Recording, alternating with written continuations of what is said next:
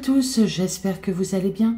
On se retrouve aujourd'hui pour vous parler de la disparition de James Martin Roberts. Un collégien disparaît quelques mois après son retour à l'école.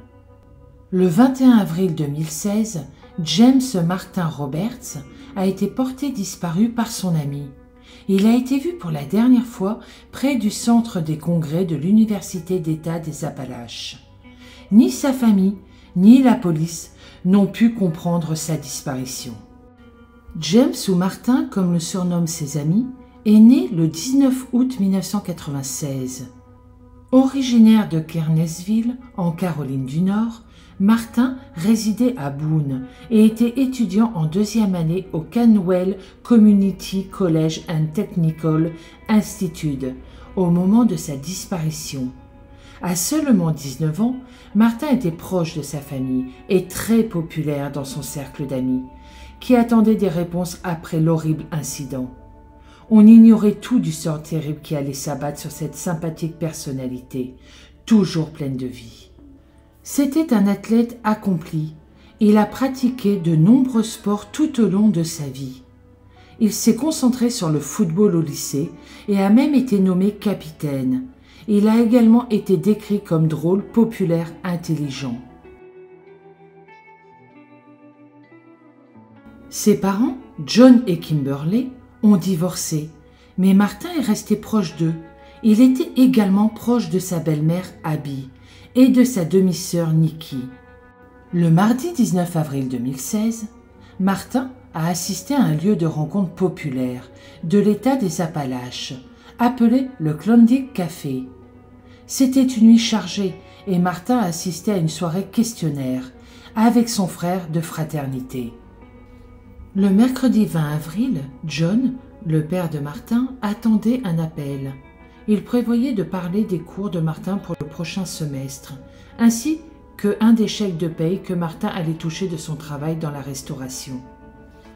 John n'a pas eu d'appel de Martin le mercredi. Il n'était pas trop inquiet, mais est devenu plus nerveux quand il n'a pas eu son fils le lendemain.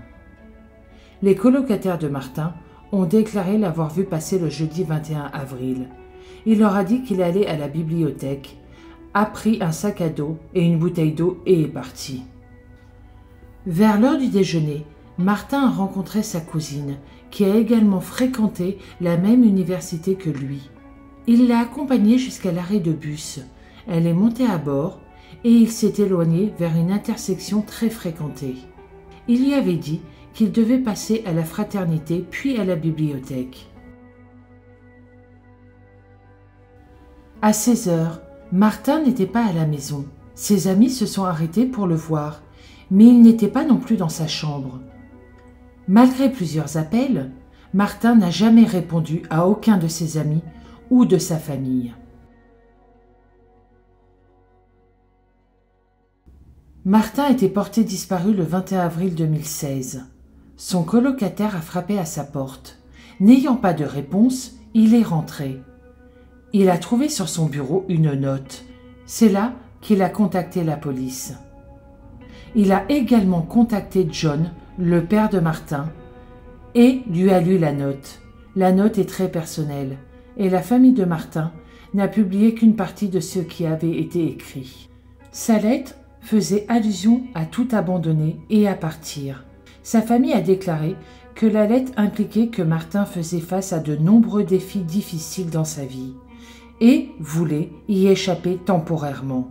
Comme le déclara à nouveau sa famille, dans la lettre il n'y a pas de signe qu'il voulait mettre fin à ses jours ou qu'il voulait partir définitivement. La dernière fois que Martin a parlé à son père, c'était une conversation normale. Son père, John, déclarera plus tard que lui et son fils discutaient du semestre à venir et ont même parlé de leur projet d'été. Martin n'a pas seulement laissé un mot, il a laissé aussi derrière lui son ordinateur portable, son iPad, son téléphone et son portefeuille. La famille de Martin ont déclaré plus tard que ce n'était pas la première fois que Martin exprimait sa déception envers lui-même. Au cours de la première semaine de sa deuxième année, Martin avait été à une fête. Il a ensuite pris sa voiture et a été arrêté par un policier du campus. Il a obtenu une amende et a été placé en garde à vue.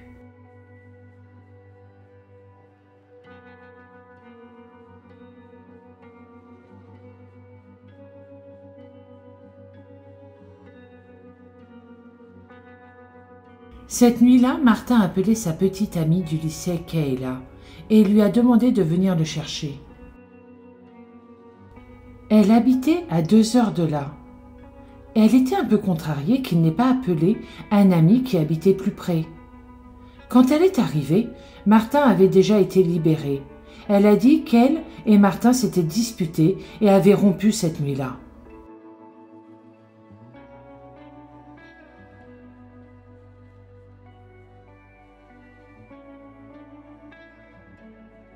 Il a fallu environ 24 heures à Martin pour parler de sa garde à vue ainsi que son amende à ses parents.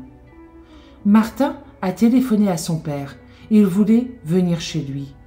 Ils sont venus le chercher et ont pensé qu'il allait rester juste pour une journée. Mais non, il avait décidé de rester pour le semestre. Après avoir passé son semestre chez son père ainsi que sa belle-mère, Martin est retourné à Boone, en Caroline du Nord. Il a dit à sa famille qu'il allait à nouveau fréquenter l'État des Appalaches, mais ils ont découvert plus tard qu'il s'était inscrit au Cornwall Community College and Technical Institute. Les amis de Martin ont remarqué qu'il se comportait étrangement dans les jours qui ont précédé sa disparition. Étant l'un des meilleurs élèves de sa classe, ses amis ont été surpris lorsqu'il a cessé d'assister aux cours réguliers à partir du milieu du semestre de printemps. De plus, il aurait pris ses distances avec nombre de ses amis. Un ami de Martin s'est manifesté et a déclaré qu'il était allé le chercher. 2 jours avant sa disparition, il a emmené Martin à la banque et pour faire des courses. Martin avait un mini réfrigérateur dans sa chambre, mais lorsque la police a fouillé l'appartement, le réfrigérateur était pratiquement vide. La police a reçu un témoignage d'une jeune femme qui connaissait Martin. Le jour de sa disparition, elle l'aurait vu marcher vers Trout Lake.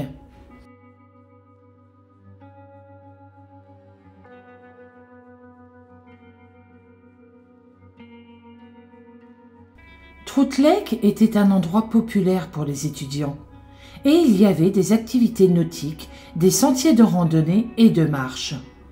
Une théorie possible était que Martin avait emballé de la nourriture, était parti avec son sac à dos et avait décidé de partir en randonnée.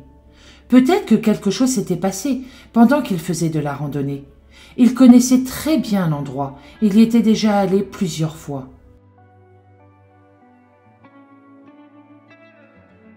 La police a organisé une recherche en hélicoptère de nuit, avec des capteurs, mais malheureusement aucune trace.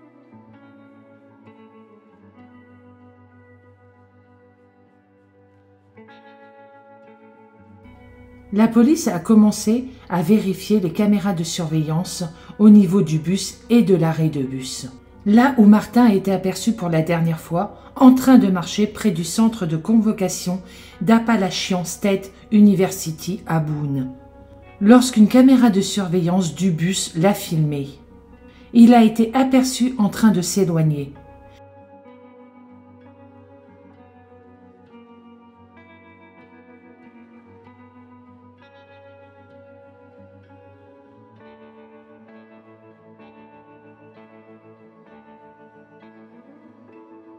Il y a eu 2 autres observations de Martin dans cette zone. La police, en faisant leurs recherches, ont découvert que ce n'était pas lui. Des investigations ont été faites sur son ordinateur ainsi que sur son téléphone portable et sa carte bancaire. Cela n'a rien donné. Il y a eu plusieurs théories suite à sa disparition. Martin était malheureux et déprimé. Dans la lettre qu'il aurait laissée, il a mentionné qu'il en avait assez de garder un faux récit de sa vie. Il avait dit à sa famille qu'il était de retour à Appalachian State, alors qu'en réalité, il suivait des cours en ligne au collège communautaire. Son père a déclaré que ses notes étaient excellentes, mais qu'il ne s'était pas présenté en classe depuis environ 1 mois, avant de disparaître. La police est allée interroger le directeur de l'université. Il a déclaré que Martin n'avait jamais eu de problème de comportement et qu'il avait toujours eu d'excellentes notes.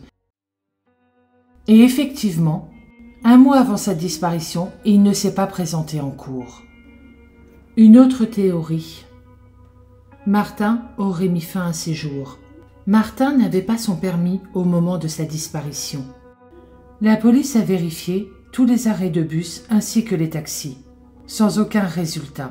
Martin a également été aperçu à plusieurs reprises à pied le jour où il s'est éloigné de l'arrêt de bus. Il a été vu, comme je vous l'ai dit plus haut, en train de marcher vers Trout Lake et Wickler Creek Road. Martin aurait marché jusqu'au lac et se serait noyé. Mais cette théorie ne tient pas. Il y a eu des équipes de plongeurs, des équipements de sonar et des chiens qui ont fouillé l'eau. Rien n'a été retrouvé.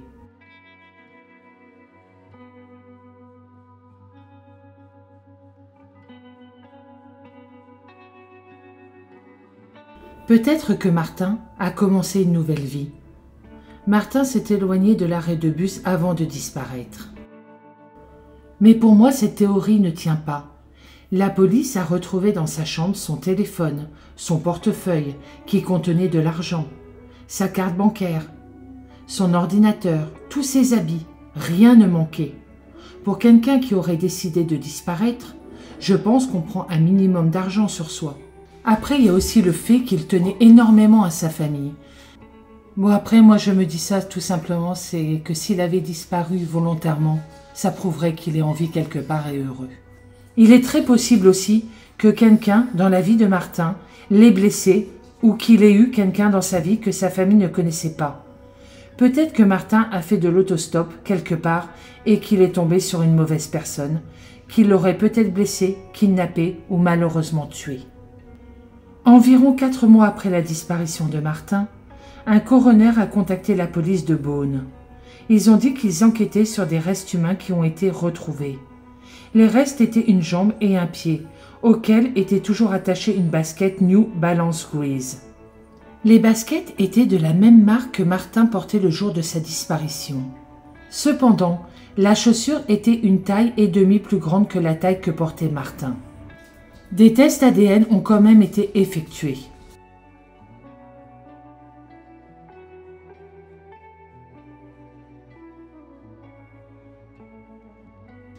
A priori, il n'y a aucune correspondance avec l'ADN de Martin. La famille de Martin a également créé une page Facebook, Aider à retrouver Martin Roberts. Martin a 2 tatouages, un sur son avant-bras, représentant les montagnes de Beaune. Le second est des paroles d'une chanson de Bob Marley sur sa cage thoracique. Je pense pour ma part que Martin avait peur de demander de l'aide à qui que ce soit et pensait qu'il pourrait s'en sortir tout seul. Ses parents, sa sœur, ses amis semblaient vraiment se soucier de lui. Il avait l'air très heureux pourtant. J'espère sincèrement qu'un jour sa famille auront des réponses et que peut-être Martin sera retrouvé. Voilà, c'est la fin de cette vidéo. Je vous dis à bientôt dans une prochaine vidéo. Très bonne soirée et surtout prenez soin de vous.